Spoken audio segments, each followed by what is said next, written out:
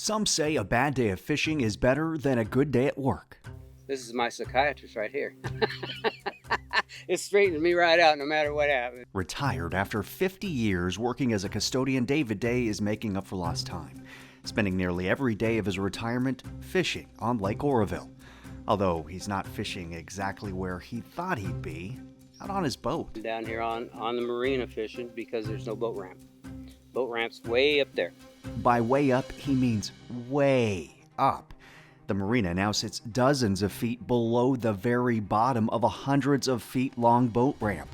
This is because the water in Lake Oroville has dropped to its lowest level ever and continues to fall by about a foot every day, according to managers with the Department of Water Resources. Lowest we've seen it before is at 643 feet of elevation, and that was back in 1977. Full is considered to be 900 feet at Lake Oroville, and descending this far down threatens more than just recreation like fishing and boating. Lake Oroville is the primary storage facility for the State Water Project. And so through the State Water Project, the water behind Oroville provides water supply to 27 million Californians. It also helps irrigate up to 750,000 acres of farmland. The California State Water Project is composed of reservoirs, canals, aqueducts, hydroelectric plants, and pump stations, built to move water from where most of it falls, in Northern California, into water-scarce population centers in the San Francisco Bay Area and Southern California. Along with water, the State Water Project also provides electricity and critical flood protection. But the needs of people and agriculture are also balanced by environmental concerns. Water from the key reservoir of Oroville is released to protect salmon downstream and used to keep salt water from the ocean from intruding into the critical freshwater Sacramento-San Joaquin Delta, critical for conveying much of California's drinking water and as well as protecting fish and migratory birds. And really right now we don't have as much water as we would like for all those different uses. If there's a story of water, its beginning here in Northern California starts at the top of the Sierra Nevadas. As the snow falls and begins to melt, it goes eventually into the Feather River system and Lake Oroville. But if there's not enough snow that falls here and makes its way down, literally that is a snowball effect. And that's when there's water problems. Since California receives most of its moisture in the winter, snowpack is a crucial natural storage reservoir, holding around 2/3 of California's water. But the snowbank in the Sierra has been missing too many deposits in the last 2 years, so California is in the red. What we saw this year that was different than what we've ever seen before was the amount of snowpack that actually turned into runoff that came into the reservoirs, which was only about 20% of that snowpack actually turned into runoff. 20% of what the historic relationship had been. Between April and May, water managers say the amount of water lost was the equivalent of the capacity of Folsom Reservoir, which itself is now also at critically low levels.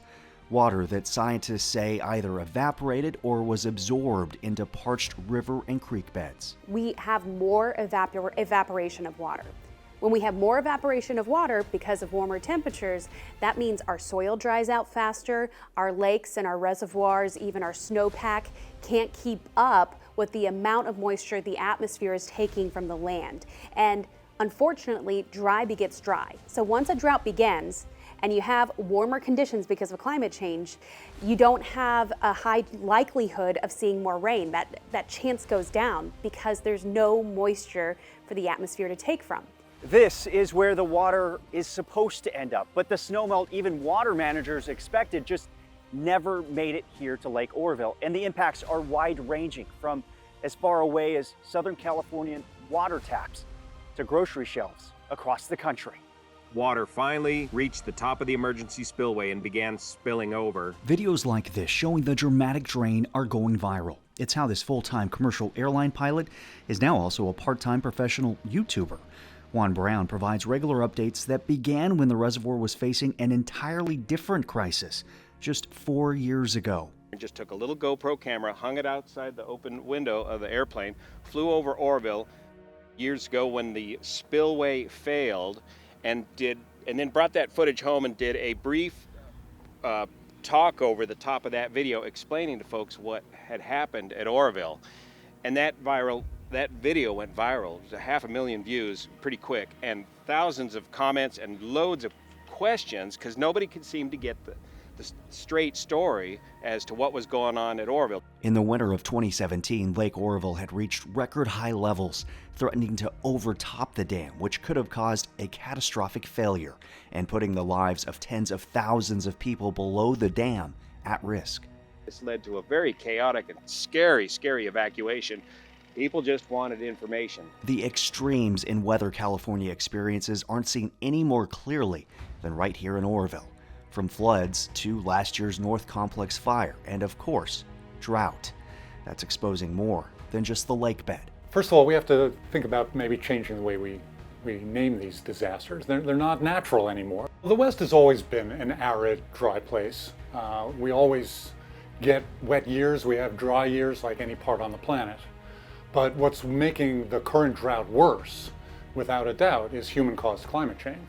Scientist Peter Glick has been studying climate change and water issues for over 3 decades.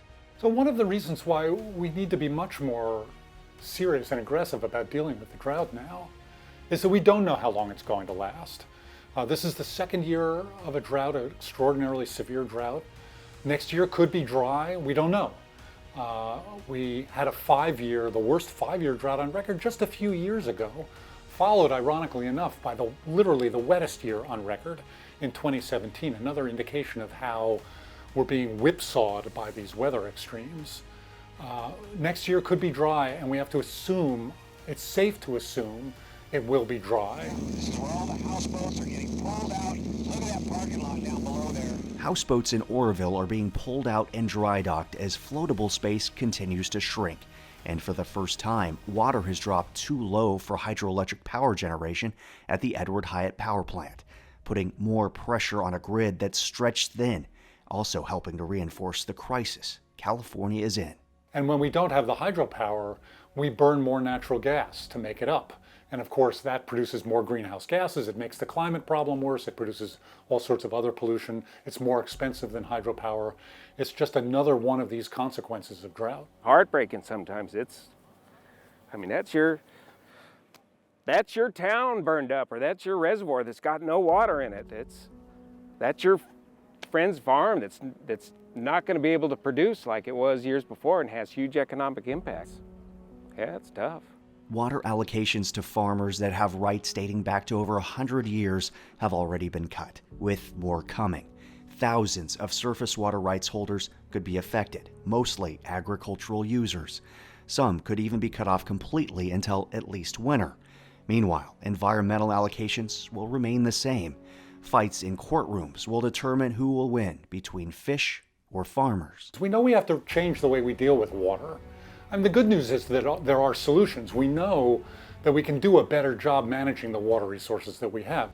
We just have to move toward a different way of thinking about water in the West than we've been thinking about it for the last 100 years. But the climate is changing faster than even California can keep up with. We're seeing changes here happening much more quickly than we would have anticipated back a few years ago. While a little over $1 billion had to be spent to repair the Oroville Dam from a near catastrophic failure in 2017, not a drop of additional water storage has been built, even after taxpayers approved nearly $3 billion during the last drought in 2014.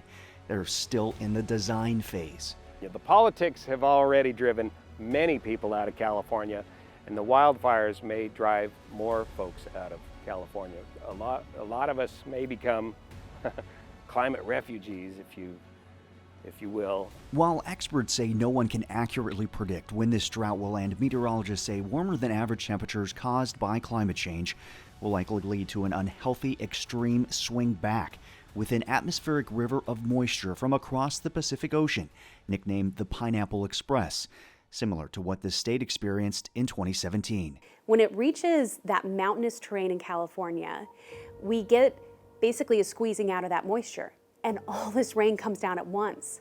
And with climate change, warmer temperatures means that that river is even wetter. It holds even more moisture. Our atmosphere can hold a far greater amount of water in it the warmer we get. California has a history of megadrought, but scientists believe climate change is amplifying their impacts and making them more common. And so people have to change too. Yeah, you have to learn to adapt and be flexible. Day says he plans on buying kayaks to be able to fish out on the lake, since those are still able to launch into Lake Oroville, even as it heads lower. In my eyes, I've watched this go down every year, and this is a record. How much rain and snow are we going to have before this fills back up, or will it ever fill up again? That's my question. It might not. To tell you the truth, I doubt it, but miracles happen. A miracle or another winter monsoon, like what caused the flooding just a few years ago. Extremes seem to be the only weather you can count on now in California.